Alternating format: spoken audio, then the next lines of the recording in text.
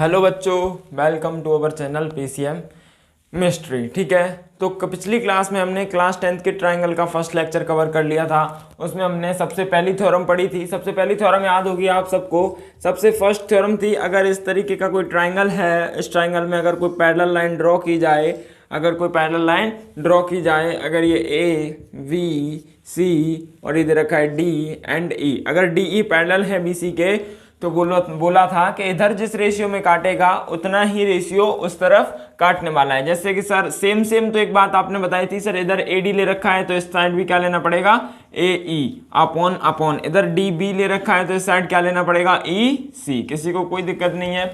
ठीक है, तो पहली थ्योरम ये थी। दूसरी थ्योरम ये थी कि अगर इस रेशियो में ये अपॉन ये इक्वल्स टू ये अपॉन ये, इस रेशियो में अगर काट रहा है तो ये दोनों लाइन कैसी हो जाएंगी, पैरेलल हो जाएंगी। ठीक है, ये वाला क्वेश्चन कर लिया था, तो थोड़ी सी प्रैक्टिस इसमें और करते हैं। पिछली बार काफी क्वेश्चंस हमने सॉल्व कर लिए थे। ठीक है, मान लीजिए यही क्वेश्चन दे रखा है, इसमें ऐसा लिख रखा है, if A D upon V D is equals to A E upon E C.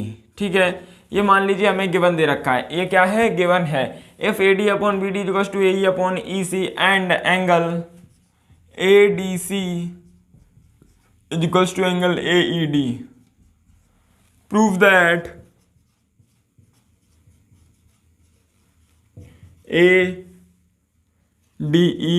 and triangle ADE and triangle ABC are isosceles triangle.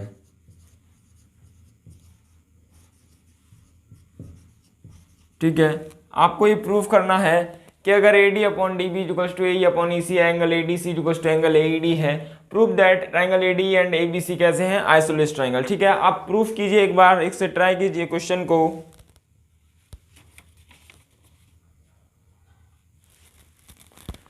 ठीक है, आपने कर लिया होगा। तो इसमें सबसे पहले ये वाली बात लिखी जाती है कि if A D upon D B equals to A upon E C, angle A D C equals to angle A D and proof that triangle A D and A B C कैसे हैं, isosceles triangle हैं। आपको एक simple सी बात समझ में आ रही है। इसमें बोल रखा है कि A D upon D B मतलब ये वाला अपॉन ये वाला इक्वल्स टू ये वाला। तो ये पता है कि अगर इधर जैसा रेशियो में काटा है उधर भी उसी सेम रेशियो में काट रहे हैं, तो ये बीच वाली दोनों लाइन कैसी हो जाएंगी, पैरेलल हो जाएंगे। ये सेकंड थ्योरम हमने पढ़ रखी है। ठीक है, तो यहाँ पर हम सॉल्व करेंगे तो एक बात आपको समझ में आ जाएगी कि डी ई किसके पैरेलल हो गई, बी सी के। ठीक है, सेकंड थ्योरम हमने पढ़ रखी है, D E parallel to B C. आपको एक बात समझ में, यहाँ पे ये बोल रखा है ये वाला angle A D C, sorry यहाँ पर ई कर लीजिए आप, ए डी ई। ठीक है, angle A D equals to A E D. ठीक है, तो ये वाला ए डी ई वाला एंगल ए ई डी के बराबर हमें दे रखा है। इसे 1 मान लीजिए और इसे 2 मान लीजिए, हमने मान लिया। ठीक है, तो क्वेश्चन वाले ने बोल रखा है angle 1 is equals to angle 2। कोई दिक्कत नहीं है यहाँ तक। एक तो बात याद होगी, आइसोसेलेस ट्रायंगल में इक्वल वाले एंगल की साइड कैसी होती हैं, बराबर होंगी। तो 2 के सामने वाली ये वाली और 1 के सामने वाली ये वाली बराबर होगी। और आइसोसेलेस ट्रायंगल में हमें पता है 2 एंगल कैसे होते हैं, बराबर होते हैं। तो ये तो बता ही रखा है, angle 1 is equals to angle 2 हो जाएगा। तो यहाँ से बोल सकते हैं ए डी ई वाला ट्रायंगल कैसा है, triangle A D E is equals to isosceles triangle. ठीक है, यहां तक कोई दिक्कत नहीं है ना, आइसोसेलेस ट्रायंगल। ठीक है, आइसोसेलेस ट्रायंगल यहां तक समझ में आ गया होगा कि ट्रायंगल एडी आइसोसेलेस ट्रायंगल है। ठीक है, इसके बाद एक बात बताओ, अगर ये दोनों डी ई पैरेलल है बी सी के, डी ई कैसा है, पैरेलल है बी सी के, तो ये वाला एंगल और ये वाला एंगल बराबर होगा या नहीं होगा। ये एंगल 3 मान लो, ये एंगल 4 मान लो। ठीक है, तो यहाँ पर देखो angle 1 is equals to angle 3 बोलेंगे क्योंकि ये करस्पॉन्डिंग एंगल है। ठीक है, angle 2 is equals to angle 4 बोलेंगे, ये भी करस्पॉन्डिंग एंगल है। अगर angle 1 is equals to angle 2 है, angle 1 is equals to angle 2 है, इसका मतलब angle 3 is equals to angle 4 होगा। ठीक है, मान लो एंगल 1 यहाँ पर अगर नहीं समझ में आया, एंगल 1 को कोई एंगल मान लो ए। ठीक है, क्या मान लिया, ए, और यही एंगल 2 दे रखा है क्योंकि angle 1 is equals to angle 2 question वाले ने बोल रखा है, A D is equals to A E D. ठीक है, तो angle 1 is equals to angle 2 that is A, मान लिया ए है, तो यहाँ पर पुट करो, ये भी एक इक्वल हो जाएगा और ये भी एक इक्वल। इसका मतलब है सर एंगल 3 भी एक इक्वल है, एंगल 4 भी एक इक्वल है, मतलब एंगल 3 इज इक्वल्स टू क्या है, एंगल 4। ठीक है, तो इसमें एक बात समझ में आई कि सर ये वाला और ये वाला एंगल बराबर है, इसका मतलब ये भी आइसोसेलेस ट्राइंगल है। तो यहाँ पे बोला जा सकता है ABC are isosceles triangle, ABC triangle, ABC is isosceles triangle. ठीक है, समझ में आ गया। आप ये नोट कीजिए, आगे क्वेश्चन पे तरफ चलते हैं। ठीक है, तो आप ये क्वेश्चन एक बार ट्राई कर लिया होगा, ये वाला क्वेश्चन। ठीक है, तो सबसे पहले देखिए if DE parallel to AQ, इसका मतलब है AQ का मतलब है ये वाली लाइन पैरेलल है इस वाली लाइन के। ठीक है, ठीक है, DE पैरेलल टू AQ, कोई दिक्कत नहीं है। तो एक बात बताओ, कौन से ट्राइंगल में बात हो रही है? इस वाले पूरे ट्राइंगल में बात हो रही है क्या? कोई दिक्कत नहीं है, सबको समझ में आ रहा होगा कि कौन से ट्राइंगल में बात हो रही है। इस वाले ट्राइंगल में बात हो रही है, ग्रीन वाले में। ठीक है, तो ब्लू वाले में PQA वाला ट्राइंगल। ठीक है, तो सबसे पहले है इन ट्राइंगल PQA। ठीक है, PQA ये क्या है? DE पैरेलल है QA के, क्या बोल रखा है? DE parallel to QA। ठीक है, तो इसमें अपने सबसे पहले पैरेलल वाली थ्योरम लगाएंगे, इसे थिल्स थ्योरम बोलते हैं। तो वो देखो, इधर वाला अपॉन इधर वाला इक्वल्स टू इधर वाला अपॉन इधर वाला। तो इधर क्या बोलेंगे? PE upon QE equals to PD upon AD। कोई दिक्कत नहीं है ना। उसके बाद सबसे पहले अगला देखो, DF पैरेलल टू AR, मतलब है कि DF है वो पैरेलल है AR के। अब इस वाले ट्राइंगल की चर्चाएं हैं PAR की। ठीक है, तो आगे लिखो इन ट्राइंगल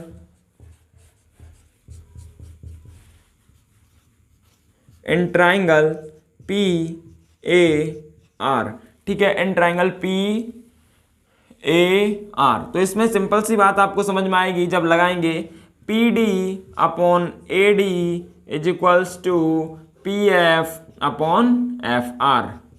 कोई दिक्कत नहीं है यहाँ तक, क्योंकि PD upon DA equals to PF upon FR, क्योंकि पैरेलल लाइन क्या है? DF वाली पैरेलल है AR के। तो जितना इधर साइड उतना ही उधर साइड। ठीक है, यहाँ तक लगा लिया, दोनों ट्राइंगल का समझ में भी आ गया कि sir PE upon QE equals to PD upon AD, यहाँ पर PD upon AD equals to PF upon FR। एक बात बताओ, ये PD अपॉन AD, ये भी PD अपॉन AD, जब ये इसके बराबर है और ये इसके बराबर है तो बोल सकते हैं ये वाला इसके बराबर होगा। बिल्कुल, तो यहाँ पर सिंपल सा समझ में आया कि sir PE upon QE equals to हो जाएगा PF अपॉन FR। ठीक है, ये वाला हट गया, ये वाला इसके बराबर हो गया। अब एक बात बताओ, हमारा आंसर आया PE upon QE equals to PF upon FR। क्या ये पूरे ट्राइंगल की बात होने लगी है? अब एक बात पता है कि अगर सर सेम सेम में काट रहा है अपना ये वाला, तो इसका मतलब है सर बीच वाली लाइन कैसी हो जाएगी? पैरेलल हो जाएगी। अगर पैरेलल होती है तो सेम सेम में काटता है, और अगर सेम सेम में काट रहा है तो पैरेलल हो जाएगी। तो इसमें कौन सी काट रही है? DF वाली, EF वाली काट रही है। तो EF वाली किसके पैरेलल हो जाएगी? QR के। यहां पर समझ में आ गया? बिल्कुल। और हमें देखो प्रूफ क्या करना था, गौर से देखो, EF पैरेलल टू QR, क्या है ही प्रूफ करना था। ठीक है, ये क्वेश्चन नोट कीजिए। और एक क्वेश्चन करते हैं इसी में।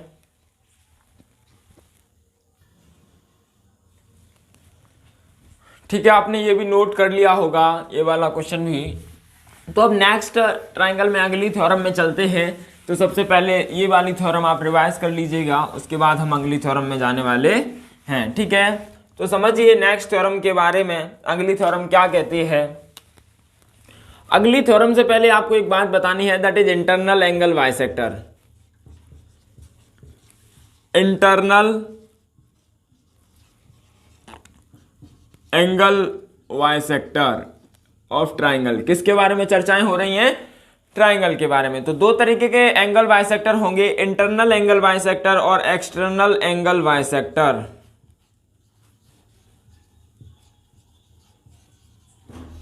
एक्सटर्नल एंगल बाइसेक्टर, किसी को कोई दिक्कत नहीं है ना यहां तक?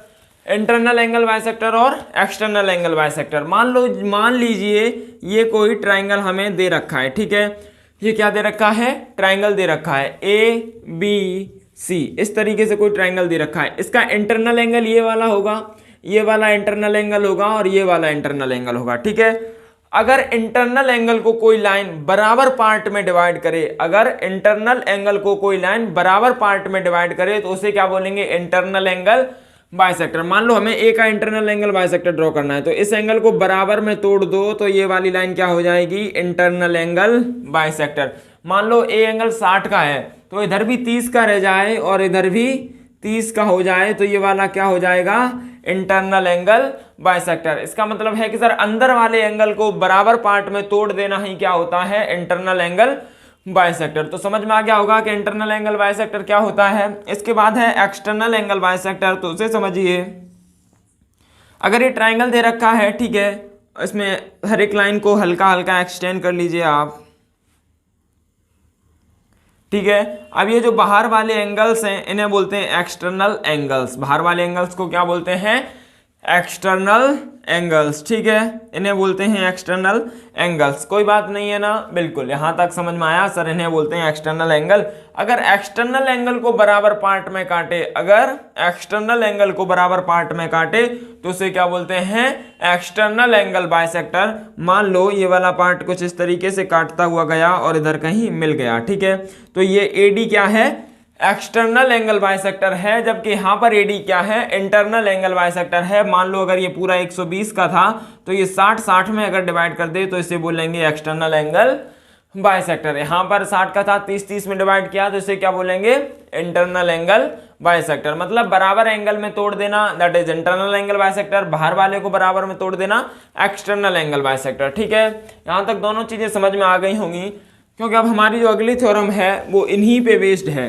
किन पे बेस्ड है, इन्हीं पे बेस्ड है। तो उसमें सबसे पहले थ्योरम फर्स्ट लिखते हैं और थ्योरम फर्स्ट का प्रूफ देखते हैं। सबसे फर्स्ट पार्ट थ्योरम नंबर 1, ठीक है। थ्योरम नंबर 1 क्या कहती है वो समझिए। If A D is angle bisector, A D is internal angle bisector,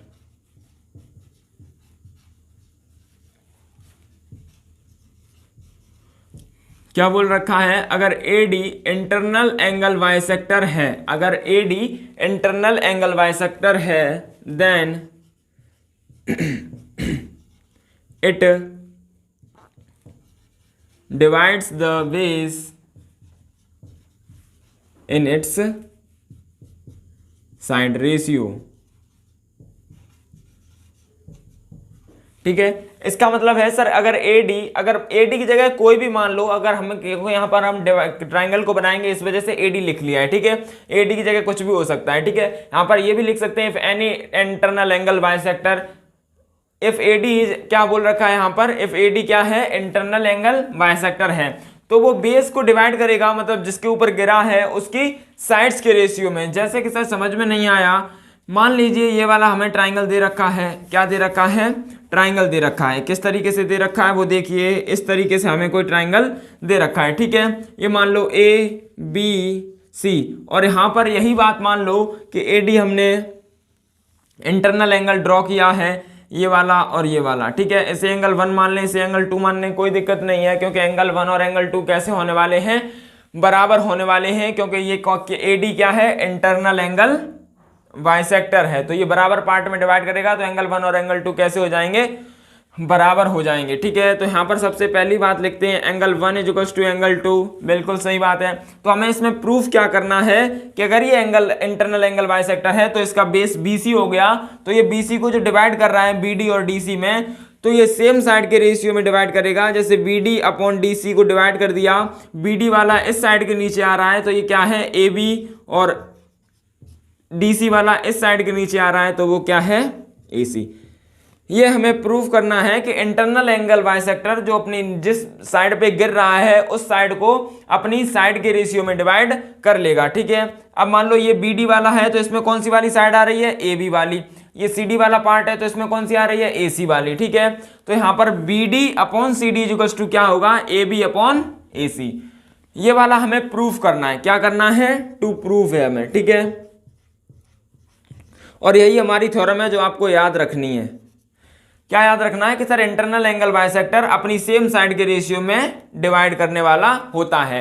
वो पैरेलल वाला डिफरेंट था कि इधर वाली अपॉन ये वाली, उतना ही उधर वाली अपॉन ये वाली, ठीक है।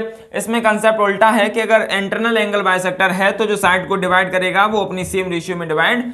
इंटरनल एंगल बाइसेक्टर का सिंपल सा मतलब है क्या है कि वो साइड को डिवाइड नहीं करेगा, केवल और केवल एंगल को डिवाइड करने वाला है, ठीक है। तो समझ में आ गया, angle 1 is to angle 2, internal angle bisector angle 1 is to angle 2 होने की वजह से। और यहां पर प्रूफ करना है BD upon DC is to AB upon AC, ठीक है। अब सबसे पहले इसको प्रूफ करते हैं, वो देखो क्या है प्रूफ इसका। सबसे पहले AD के कोई पैरेलल लाइन ड्रॉ करते हैं, AD के C से पास होने वाली पैरेलल लाइन ड्रॉ करते हैं, ठीक है। ये AD के पैरेलल लाइन हो गई बिल्कुल, और इसको इधर से ज्वाइन कर देते हैं और इसे पॉइंट को मान लो F, E मान लो, E है ये, ठीक है। समझ गए, हमने ये AD के पैरेलल लाइन ड्रॉ की है, AD के क्या ड्रॉ की है, पैरेलल लाइन ड्रॉ की है।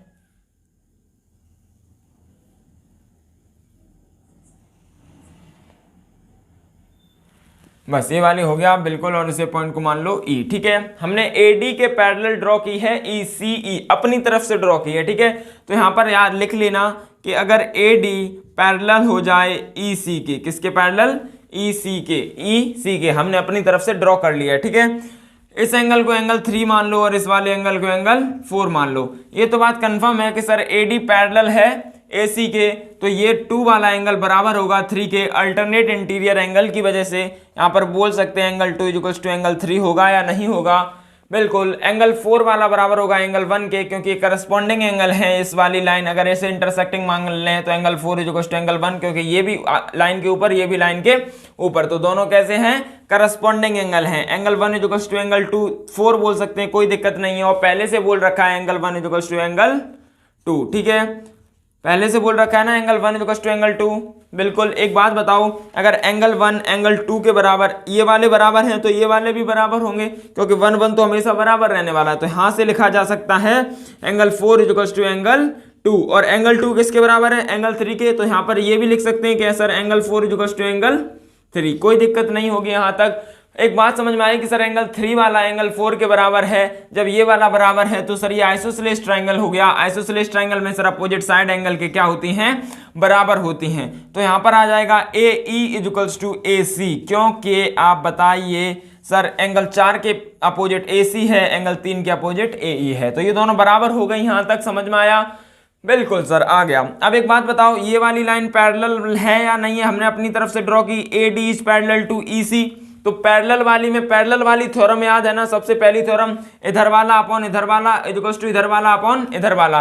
तो इधर साइड हमें क्या चाहिए, BD अपॉन DC, यही तो हमें चाहिए। तो इधर क्या लिखने वाले हैं हम, BD अपॉन DC, ये वाला अपॉन ये वाला। तो इधर भी क्या लिखेंगे, ये वाली लाइन कहाँ पे काटी, यहाँ पर काटी, इसका मतलब ये वाला अपॉन ये वाला, ठीक है। इक्वल्स टू में लिख देंगे AB अपॉन AE, किसी को कोई दिक्कत नहीं है, ठीक है। इसके बाद AE की जगह क्या लिख सकते हैं, AC लिख सकते हैं। तो यहां पर लिख दीजिए BD upon CD equals to AB upon AC। अब हमें देखिए प्रूफ क्या करना था, एक बार ध्यान से देखिए कि BD upon DC equals to AB upon AC। इसका मतलब है कि सर इंटरनल एंगल बाइसेक्टर जो काटेगा BD अपॉन DC को, वो किस में काटेगा, अपनी साइड्स के रेशियो में काटेगा। तो BD अपॉन CD किस में काटा है, AB अपॉन AC के, ठीक है। समझ में आ गया ये थ्योरम आप, ठीक है। तो आपने पहली थ्योरम नोट कर ली होगी और इसको समझ लिया होगा, ठीक है। अब हम पढ़ने वाले हैं थ्योरम नंबर 2। थ्योरम नंबर 2 क्या कहती है, जस्ट इसका उल्टा। जैसे कि हमने पहले थ्योरम में पढ़ा था कि अगर कोई लाइन पैरेलल ड्रॉ की जाए तो वो साइड्स को काटेगी, जिस तरीके से इस साइड को उसी तरीके से उस साइड को। फिर सेकंड में पढ़ा कि अगर जिस तरीके से इस साइड में काटा उसी तरीके से उस साइड को काटा तो वो दोनों लाइन कैसी हो जाएंगी, पैरेलल हो जाएंगी। वही सेम कंसेप्ट यहाँ पर है। थ्योरम नंबर 1 ने बोला हमें कि इंटरनल एंगल बाइसेक्टर अपनी साइड के रेशियो में डिवाइड करता है। अगर ये बोल दिया जाए कोई लाइन अपनी साइड को रेशियो में डिवाइड करती है तो वो इंटरनल एंगल बाइसेक्टर होगी, ये वाली बात प्रूफ कर दी जाए, ठीक है।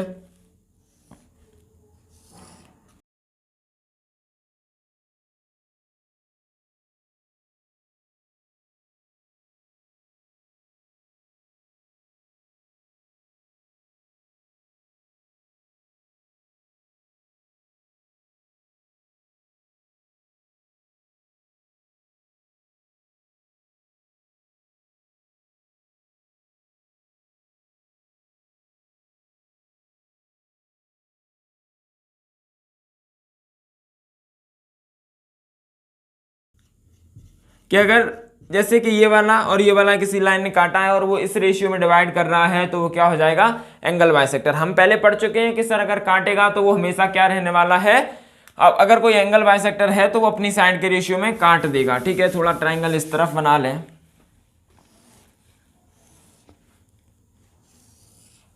अगर मान लो ये AD है, कोई लाइन है, इसमें बोल तो नहीं रखा लेकिन हम बोल दें कि सर ये D है और ये B है और इधर C है। अगर हम सर जैसे पिछले क्वेश्चन में किया, इसके पैरेलल एक लाइन ड्रॉ करें और हम पैरेलल ड्रॉ नहीं कर रहे हैं, हम AD के इक्वल एक लाइन ड्रॉ कर रहे हैं इस तरफ AE। समझ में आया? पिछले में पैरेलल ड्रॉ की थी, इसमें क्या कर रहे हैं, AD के इक्वल एक लाइन ड्रॉ की AE के। ठीक है, समझ गए? हमने अपनी तरफ से AD के बराबर AE एक लाइन ड्रॉ कर ली, फिर AE को इससे जोड़ दिया C से। ठीक है, यहां तक समझ में आ गया कि हमने अपनी तरफ से क्या किया है, AE is equals to AC by construction लिख लेना। यहाँ पे हमने ये वाली लाइन ड्रॉ कर ली है। ठीक है, अब देखो ये वाला एंगल 1 है, ये वाला एंगल 2 है, लेकिन इस बार बोला नहीं है ये बाइसेक्टर है तो हम नहीं बोलेंगे एंगल 1 बराबर एंगल 2। ये तो हमें प्रूफ करना है, अगर ये इस रेशियो में काट रहा है तो ये बराबर होंगे। ठीक है, इसे एंगल 3 मान लो और इसे एंगल 4 मान लो, कोई एतराज नहीं होगा किसी को। एक बात बताओ, एंगल 3 इक्वल्स टू एंगल 4 बोल सकते हैं या नहीं, क्योंकि ये वाली साइड इसके बराबर है तो ये आइसोसेलेस हुआ, तो साइड के अपोजिट वाले एंगल कैसे हो जाएंगे, बराबर हो जाएंगे। तो यहां पर सिंपल सी बात अगले स्टेप में हमें समझ में आएगी, sir angle 3 equals to angle 4 हो गया। कोई दिक्कत नहीं है ना, एंगल 3 इक्वल्स टू एंगल 4 हो जाएगा यहां पर आसानी से। बिल्कुल। अब एक बात बताओ, हमें यह भी तो दे रखा है BD upon CD is equals to AB upon AC। कोई दिक्कत नहीं ना, BD upon CD is equals to AB upon AC। एक बात बताओ, BD upon CD is equals to AB upon AC, AB upon AC, ये वाला गिवन दे रखा है हमें। ठीक है, तो अब एक बात बताओ, AC की जगह पे हमने बराबर AE लिख सकते हैं, क्योंकि हमने कंस्ट्रक्शन इसी तरीके से किया है कि AC किसके बराबर है, AE के। तो AC की जगह पे क्या लिख सकते हैं, BD upon CD equals to AB upon AE। कोई दिक्कत नहीं यहां तक। अब एक बात बताओ, BD upon CD AB upon AE, क्या ये वाली लाइन है जो काट रही है इनको, ये क्या इस रेशियो अपॉन इस रेशियो अपॉन इसमें डिवाइड कर रही है? बिल्कुल। सेकंड थ्योरम है कि अगर इसका रेशियो अपॉन इसका रेशियो इक्वल्स टू इसका अपॉन इसका, अगर ये हो रहा है तो बीच में डिवाइड करने वाली लाइन कैसी हो जाएंगी, पैरेलल हो जाएंगी। जो सेकंड थ्योरम पढ़ी है जो फर्स्ट लेक्चर में, सेकंड थ्योरम। ठीक है, तो ये वाला अपॉन ये वाला, ये वाला अपॉन ये वाला, तो बीच वाली लाइन पैरेलल हो जाएगी बेस के। ठीक है, तो यहां पर AD पैरेलल हो जाएगी CE के, तो यहां पर इस वाले से बोल सकते हैं AD is parallel to CE। कोई दिक्कत नहीं है यहां तक। अगर ये लाइन पैरेलल आ गई तो आप ये वाली बात आसानी से बोल दोगे, 1 बराबर एंगल 4 हो जाएगा करस्पॉन्डिंग एंगल की वजह से, और एंगल 2 बराबर एंगल 3 हो जाएगा इंटीरियर एंगल की वजह से। ठीक है, और यहां पर हमें बोल रखा है एंगल 3 किसके इक्वल है, एंगल 4 के, तो एंगल 3 की जगह एंगल 2 इक्वल्स टू एंगल 4 भी लिखा जा सकता है और 4 की जगह एंगल 1 भी लिखा जा सकता है। इसका मतलब है एंगल 1 इक्वल्स टू एंगल 2 आ गया। अगर ये बराबर हो गए तो ये क्या हो गया, AD इंटरनल एंगल बाइसेक्टर हो गया। इसका मतलब समझ में आ गया थ्योरम 2। अगर ये वाला अपॉन ये वाला इस रेशियो में डिवाइड कर दे, सेम साइड्स के रेशियो में, तो हम बोल देंगे सर कि ये वाला इंटरनल एंगल बाइसेक्टर ही होगा। ठीक है, आप ये भी नोट कीजिए एक बार। ठीक है, आपने ये नोट कर लिया होगा। अब इसके बाद हम थ्योरम नंबर 3 पढ़ने वाले हैं। कौन सी? Theorem number 3। तो सबसे अगली थ्योरम समझिए किस तरीके से है। आप जितना इनको याद रखेंगे उतना ही क्वेश्चन आपके लिए आसान होते चले जाएंगे। सबसे पहले थ्योरम नंबर 3 देखिए। अभी तक इंटरनल एंगल बाइसेक्टर की थी, अब किसकी होने वाली है, एक्सटर्नल एंगल बाइसेक्टर की। तो जो फर्स्ट वाला क्वेश्चन है सेम वही क्वेश्चन है। If AD is an external angle bisector, AD is an external angle bisector. अगर AD क्या दे रखा है, एक्सटर्नल एंगल बाइसेक्टर हमें दे रखा है, then it divide base externally in side ratio. ठीक है, समझ में आ गया। अगर एडी एक्सटर्नल एंगल बाइसेक्टर है then it divide base externally in side ratio. ठीक है, अब यहां पर उस वाले क्वेश्चन में और इस वाले क्वेश्चन में फर्क क्या है वो देखिए आप। मान लीजिए ये हमें कोई ट्रायंगल दे रखा है ए बी सी, ठीक है, और हमने इस तरफ ये डी बढ़ा लिया और ये वाला एंगल ए का मान लो कोई एक्सटर्नल एंगल बाइसेक्टर ड्रॉ किया है। इसे थोड़ा छोटा कर लो।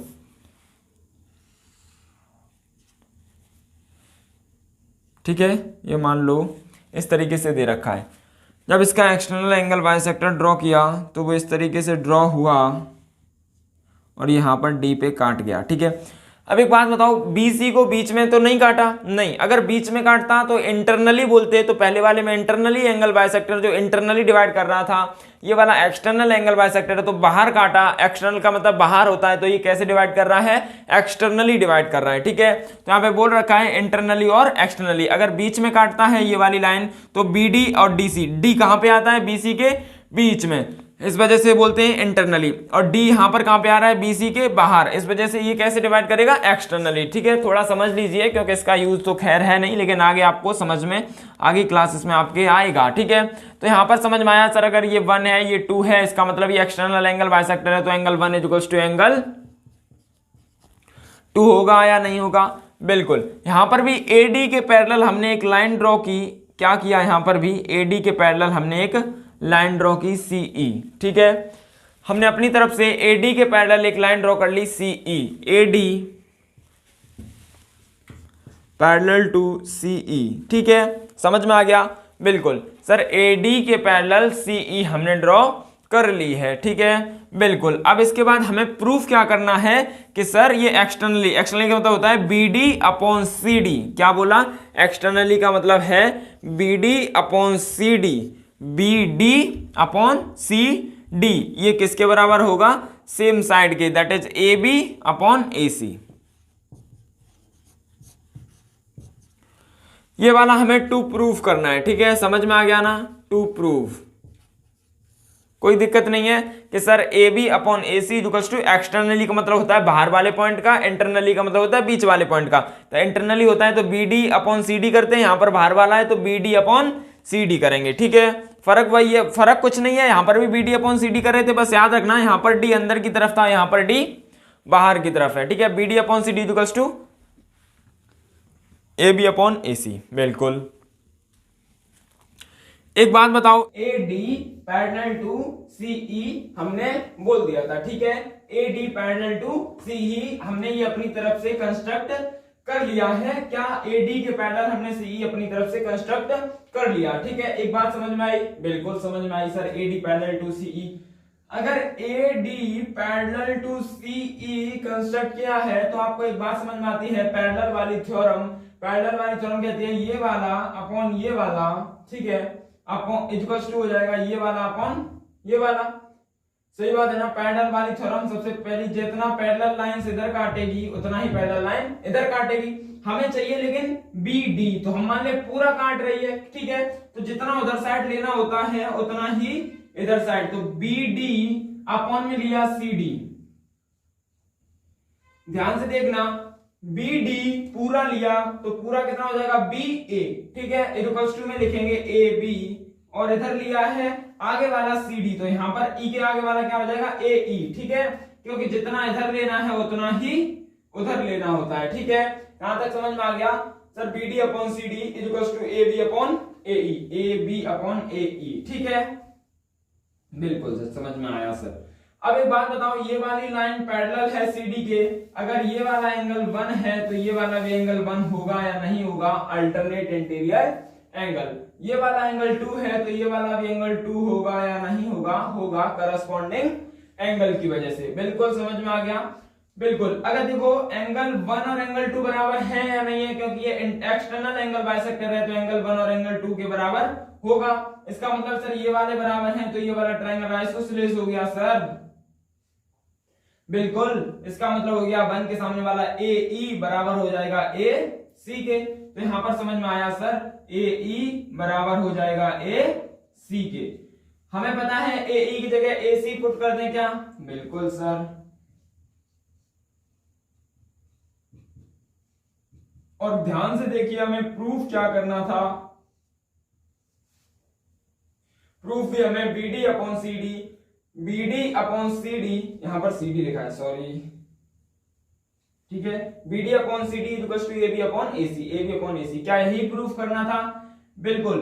इसका मतलब है चाहे एक्सटर्नल एंगल बाइसेक्टर हो चाहे इंटरनल एंगल बाइसेक्टर हो, वो जिस लाइन पे गिरेगा उस लाइन को अपनी साइड के रेशियो में डिवाइड करने वाला है, ट्राइंगल की साइड के रेशियो में डिवाइड करने वाला है, ठीक है। ये थ्योरम नंबर 3 भी नोट कीजिए, इतनी ही थ्योरम है। अब हम क्वेश्चन प्रैक्टिस करेंगे इस लेक्चर में इन तीनों थ्योरम पे, ठीक है, नोट कीजिए।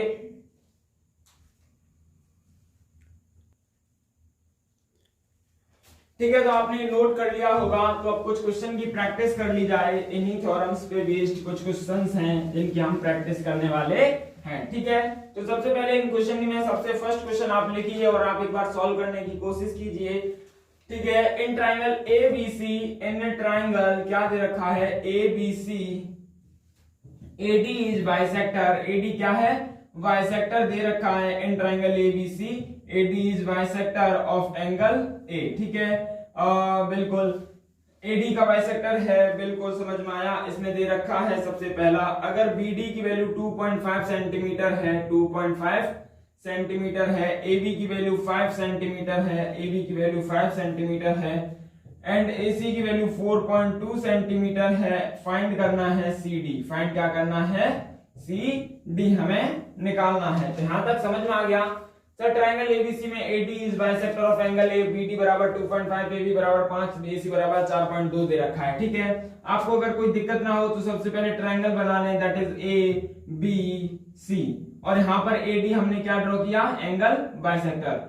बिल्कुल आपको समझ में आया होगा। डी, अगर ये एंगल बाइसेक्टर है तो आप बता सकते हैं सर फर्स्ट थ्योरम कहती है BD upon C D equals to A B upon A C. किसी को कोई दिक्कत नहीं है क्योंकि सर एंगल बाइसेक्टर है तो ये वाला इस साइड के और ये वाला इस साइड के रेशियो में डिवाइड करने वाला है, ठीक है। बिल्कुल। तो सर बीडी की वैल्यू 2.5 है, सीडी की वैल्यू हमें निकालनी है बराबर, एबी की वैल्यू 5 दे रखी है अपॉन एसी की वैल्यू 4.2 दे रखी है। जैसे कैलकुलेट करो, सीडी की वैल्यू यहां से आ जाएगी 4.2 इंटू 2.5 अपॉन 5। जब इसका मल्टीप्लाई की डिवाइड करेंगे तो 0.5 से ये डिवाइड लग जाएगा, और जब इसका डिवाइड करेंगे तो 5 2 जा 10 और 5 4 जा 20 और 21 और 2.1 सेंटीमीटर। समझ में आ गया? आसान था ये क्वेश्चन। अगला क्वेश्चन आप नोट कीजिए।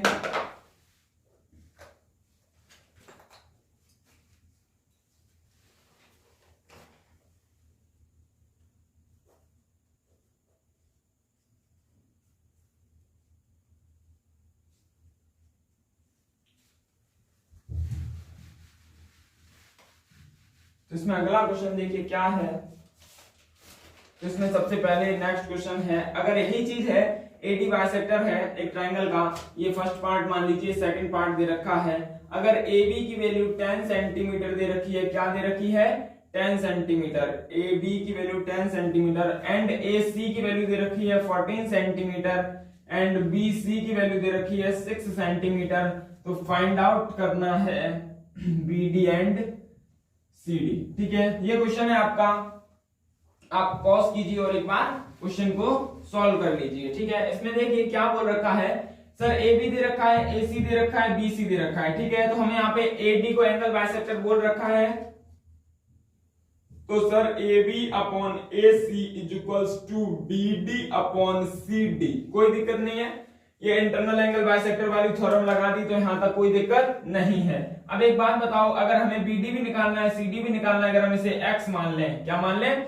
BD को हमने x मान लिया, और सर CD भी निकालना है तो CD को हम बोल सकते हैं, क्योंकि हमें टोटल पता है सर BC की वैल्यू है 6 और 6 में से x हटा दें तो ये वाली कितनी बचेगी? 6 माइनस x। कोई दिक्कत नहीं है यहां तक, बिल्कुल। तो AB की वैल्यू क्या दे रखी है सर? AB की 10 है और AC की सर 14 है। सर BD की हमने x मान ली और सर CD की हमारी 6 माइनस x आ गई, बिल्कुल। अब इसका क्रॉस मल्टीप्लाई कर दो, 60 minus 10x equals to 14x। बिल्कुल समझ में आ गया। बिल्कुल इधर जाएगा तो ये आंसर क्या हो जाएगा 14x और 10x इधर जुड़ेगा तो 60 equals to 24x then x equals to 60 upon 24। इसका मतलब है काट देंगे 4 छंगे 24, 4 एकम 4, 4 पंजे 20, तो ये 3 दूनी 6, 3 6 15, दैट इज 2.5 सेंटीमीटर। मतलब BD की वैल्यू कितनी आ गई 2.5 सेंटीमीटर, क्योंकि x है तो ये हो गया BD। तो यहीं पे अगर CD बोला जाए तो CD बराबर क्या हो जाएगा 6 माइनस 2.5, तो ये वाला कितना आ जाएगा 3.5। समझ गए ना, 3.5 सेंटीमीटर। ये भी क्वेश्चन आसान है ना। बिल्कुल। अब अगला क्वेश्चन आप लिखिए, तब तक आप नोट कीजिए, मैं अगला क्वेश्चन लिख दूं यहां पर।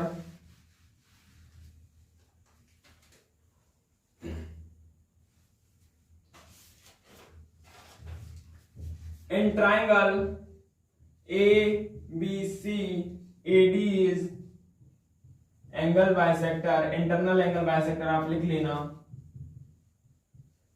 Internal angle bisector. तो हमें यहाँ पे प्रूफ करना है कि area of triangle ABD upon area of triangle ACD equals to AB upon AC। ठीक है, आपको ये प्रूफ करना है, प्रूफ दैट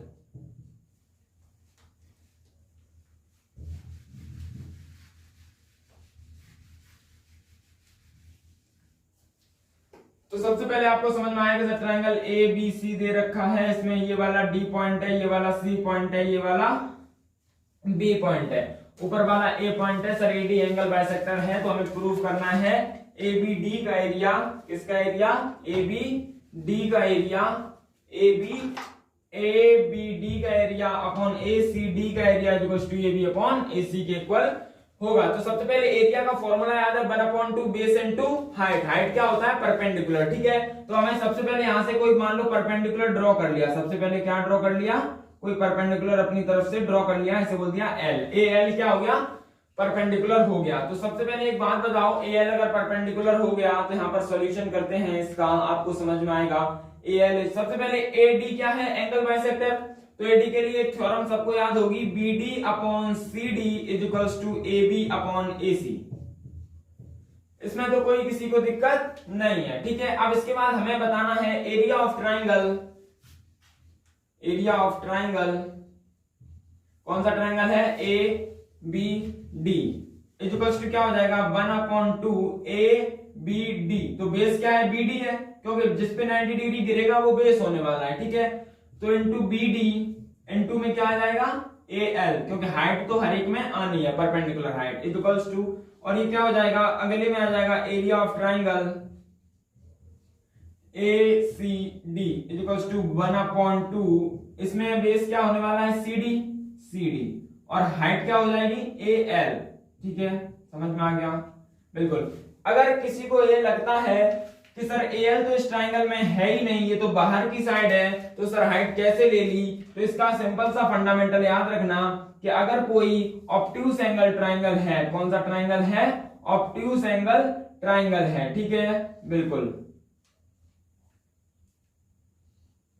अब एक बात बताओ, इसमें अगर इस पॉइंट से अगर किसी ट्रायंगल की हाइट निकालनी है ना, तो किसी भी एक वर्टेक्स से 90 डिग्री ड्रॉ करने की कोशिश कर लो। जरूरी नहीं है कि वो हमेशा ट्रायंगल के अंदर की तरफ ही आए। ठीक है, ऑब्ट्यूज एंगल ट्रायंगल में वो बाहर की तरफ आएगा, क्योंकि आप याद रखना कि जब आप यहाँ पे ड्रॉ करोगे अंदर की तरफ तो कहीं पर भी 90 डिग्री नहीं बनने वाला है। यहां से मान लो आप ड्रॉ करने वाले हो तो ये वाला 90 डिग्री ड्रॉ करोगे तो इसी तरीके से ड्रॉ करना होगा। ये कहां पे मिलने वाला है, बाहर मिलने वाला है। तो ये मत सोचना कि ट्रायंगल के बाहर है, हमेशा याद रखना जिस ट्रायंगल का हम एरिया निकाल रहे हैं उस ट्रायंगल की वर्टेक्स से वो निकला है या नहीं निकला है परपेंडिकुलर। ठीक है, तो यहाँ पर ACD का एरिया निकाल रहे हैं, तो ये A वाली वर्टेक्स से निकला है, तो हम इसे हाइट मान सकते हैं। फिर बेस अपने अकॉर्डिंग अरेंज कर सकते हैं, जिसपे गिरेगा वो क्या हो जाएगा बेस। तो ये CD वाली लाइन पे गिरा है तो ये क्या हो गया बेस। ठीक है, अब हमें इसका रेशियो निकालना है, तो रेशियो कर लीजिए दोनों साइड। तो 1/2 से 1/2 कट गया, AL से AL कट गया, तो यहां पर बता दीजिए बराबर क्या आ गया BD अपॉन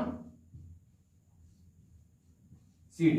कोई दिक्कत नहीं है यहां तक, लेकिन हमें प्रूफ क्या करना था AB अपॉन AC। लेकिन हमारी ये वाली थ्योरम क्या कहती है BD upon CD equals to AB upon AC। तो BD अपॉन CD को क्या लिख सकते हैं AB अपॉन AC, और हमें यही क्या करना था प्रूफ करना था। ठीक है, ये भी आप नोट कीजिए। एक और क्वेश्चन प्रूफ हुआ। अगले क्वेश्चन की तरफ चलते हैं।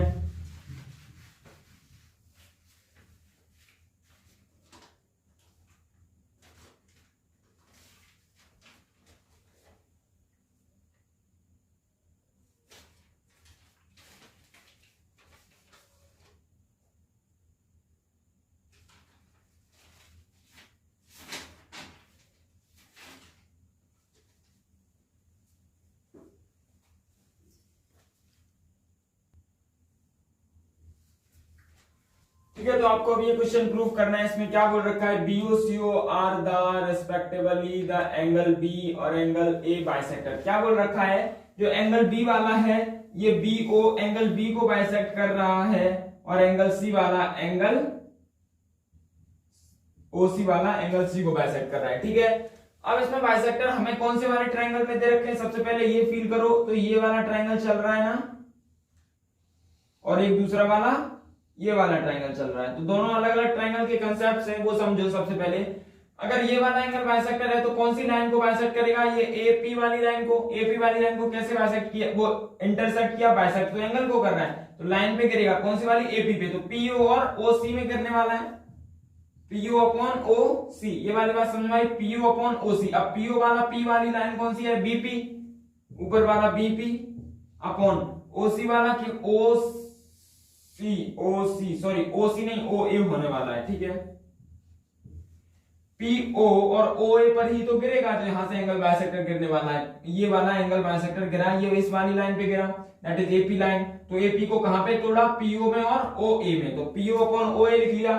पीओ के पास वाली लाइन बीपी है क्योंकि पी इसमें आ रहा है, और ओ ए के पास वाली लाइन ए बी है। तो ये इंटरनल एंगल बाइसेक्टर थ्योरम से पहले ट्रायंगल में लिख लिया। ठीक है, ये वाली बात समझ में आ गई। ये वाली बात पहले ट्रायंगल में इंटरनल एंगल बाइसेक्टर से लिख ली है। ठीक है, पहले में प्रूविंग क्या पूछा था, A B upon B P, A B upon B P मतलब इसका उल्टा, तो इसे उल्टा कर दो, A B upon B P equals to क्या हो जाएगा, ओ ए अपॉन पीओ। क्या यही पहले में प्रूफ करना था, बिल्कुल। तो पहले वाले ट्रायंगल में देखा तो ये वाला प्रूफिंग आ गया। ठीक है, जब सेकंड ट्रायंगल में देखेंगे, सेकंड ट्रायंगल कौन सा वाला है, ए पी सी में ही तो एंगल बाइसेक्टर है सी, बिल्कुल। तो एपीसी ट्रायंगल की बात कर लेंगे, तो ये सी से ओ वाला भी एपी पर ही गिरा है, तो यहां पर बोल जाएंगे sir A O upon O P, A O upon OP. कहां पे तोड़ा, एओ और ओपी में तोड़ा है। सर एओ के पास वाली लाइन ये वाली है एसी, तो sir A C upon B O, P O के पास वाली लाइन पीसी है, तो नीचे क्या आ जाएगा, सीपी। ठीक है, तो इसमें बताओ सेकंड वाले में क्या पूछा था, sir A O upon O P, A O upon O P equals to A C upon C P. Second भी प्रूफ हो गया, बिल्कुल। अब सर थर्ड वाला बताओ क्या प्रूफ करना था। थर्ड वाला बताना है sir A B upon A C equals to B P upon P C. यहां पर देखो A B upon A C, A B upon A C equals to B P upon P C. वो ठीक है, उससे पहले आप एक बात बताओ, क्या ये एओ अपॉन ओपी लिखा है, हाँ। क्या ये भी एओ अपॉन ओपी लिखा है, हाँ। तो अगर ये वाले बराबर हैं तो ये वाले भी बराबर हो जाएंगे, तो यहां से बराबर हो जाएगा ए बी अपॉन बीपी बराबर ए सी अपॉन सीपी। ठीक है, अगर क्रॉस मल्टीप्लाई करते हैं इसका इधर और इसका इधर, तो ये यहां पर हमें प्रूफ क्या करना है, ए बी अपॉन ए सी। तो ए बी के नीचे क्या चाहिए, ए सी, तो ए सी को इधर ले आओ, तो A B upon A C equals to ये बीपी ऊपर चला जाएगा, बीपी अपॉन सीपी। क्या यही प्रूफ करना था, बिल्कुल। तो तीसरा वाला भी प्रूफ हो गया। आप ये भी नोट कीजिए, एक और क्वेश्चन करते हैं हम इसी में।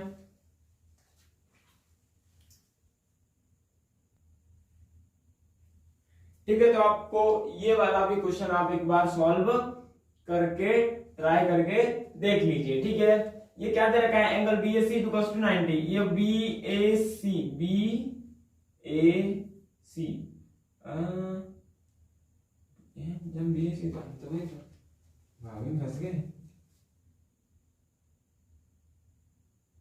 अच्छा जो दे रखो 90